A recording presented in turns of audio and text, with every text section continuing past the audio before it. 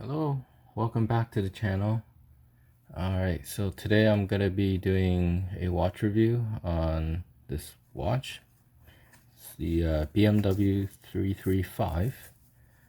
It's my newest watch, but I have worn it for about a month, so I thought I'd just give my thoughts on it. So first of all, I never knew BMW made watches. Like my local BMW dealer really only carried like the usual merch like hats and water bottles. So I didn't know they made watches, but when I browsed online, I did find some. I think mostly they're just like overpriced quartz watches. But then I found this one on eBay, and this actually has like a genuine Swiss automatic movement inside. Not only one, it has actually two, but I'll go into that in a little bit. So this watch, there's some confusion about when this watch was actually in production and sold. Like the listing on eBay said it was from the late 90s, but I'm not too sure. The watch, there's like a press release I found from November 2002. And so, if anyone knows, you can leave a comment below, tell me exactly when this was made. This one I found, it was in mint condition, and because apparently it was a display model from a BMW collector. It came with the original box and paper. This leather, it came with a black leather band, but it was not the original. It had like white stitching on it. I'll show you a picture of what the original band looks like. It's kind of just like a generic black calf leather with black stitching. Let me show you the box and paper. 1 second.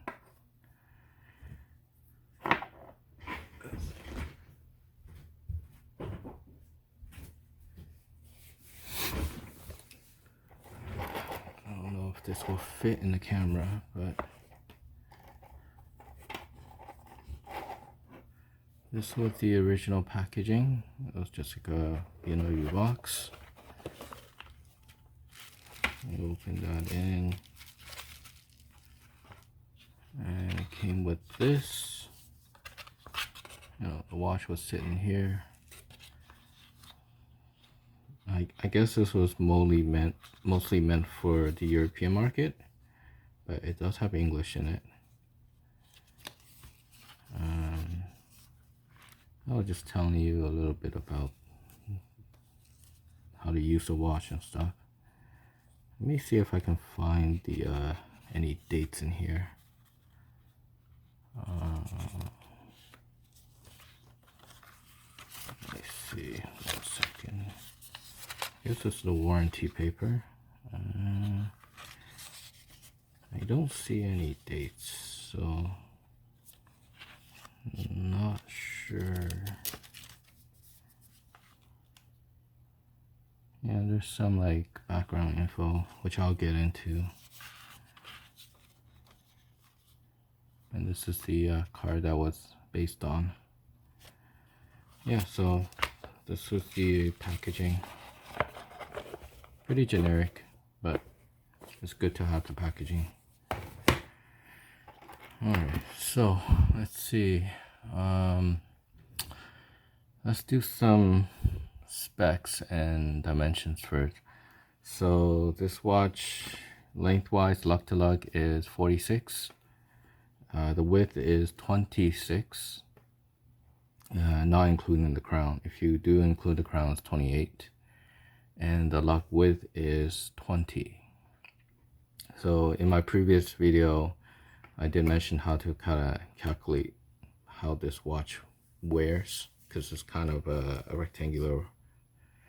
And on my wrist, if you do the calculation, it wears more closer to like a 36, just based on the area, surface area.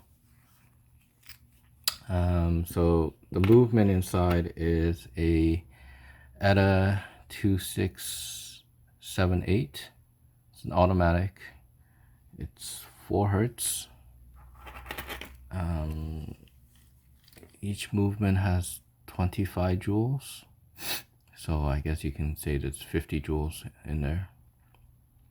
Power reserve is 38 hours. Comes with Quickset,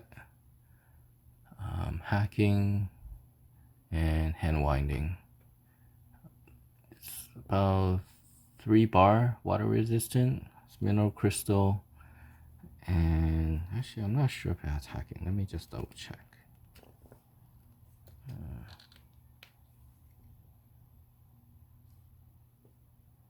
Okay, so it does have hacking, and the date change is actually instantaneous. So let's see.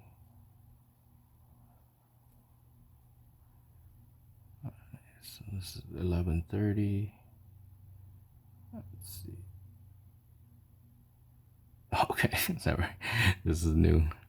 Let me go all the way around.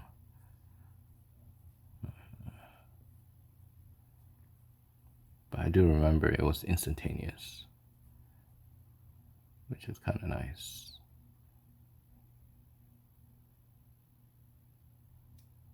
Yep, so it instantly changed over.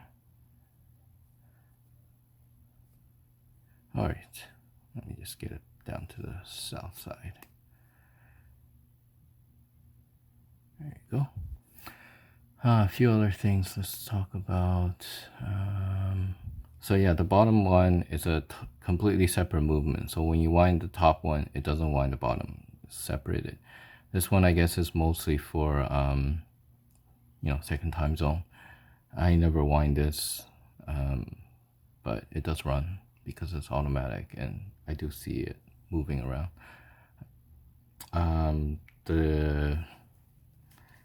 Let me see, the cities that it includes are kind of all just the main ones.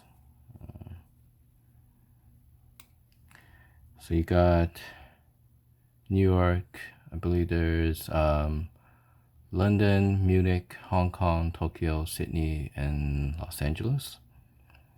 I'll put in a picture showing you all the different ones. All right. So let's see. Initially I thought this design was supposed to kind of represent like the BMW kidney grills in front of their cars, but it actually turns out to be based on this vintage 1938 BMW 335, like the instrument panel in the car. I'll add a picture of it to show the resemblance. So this model, I guess just some history about that model. It's kind of the predecessor to the current day 7 Series. So it was like a luxury tour, I guess, or grand tour. It was actually BMW's first steps into luxury cars, and I guess it was like during the expansion of the Autobahn. So maybe they wanted a car that got to places relatively quickly. It was their largest car at the time. It was able to reach about 150 kilometers per hour in 1938. The car itself ended production in 1941, likely due to the war, and I've been told there's about 415 examples ever made. That's just some background about this car that this watch is based on. So, like I said, I always wanted a tank style watch. I tried on a few Cartier. It never really wore well on my wrist, unless I got like a very small one. The bigger ones kind of just stay too flat, I guess. There's not much curvature. This shape is more like, it reminds me more of the tank Americaine or the tank Cintree. In fact, I think there is a Cartier tank Cintree very similar to this design. It had like dual at a 2412. It was a manual wind, not automatic. I'll add in a picture. So it's much thinner. This one measures in at about 12 mm, but yeah, the manual one would be a lot thinner, which I would like more, but this one was just auto. You know, this watch kind of gave me an opportunity to like try out this shape, and it's kind of nice. And you know, it's green. I guess green is like the new hot thing in watch styles these days. This is like a lime green, so it's a little out there, but it's still quite elegant. So yeah, I think this watch is quite versatile because the shape allows it to kind of be like wear like an elegant dress watch, because it's just like the classic tank shape. And then the design is fun enough to like let it dress down a bit. The one major con, I think, is just the winding. The winding is not the most refined or easy.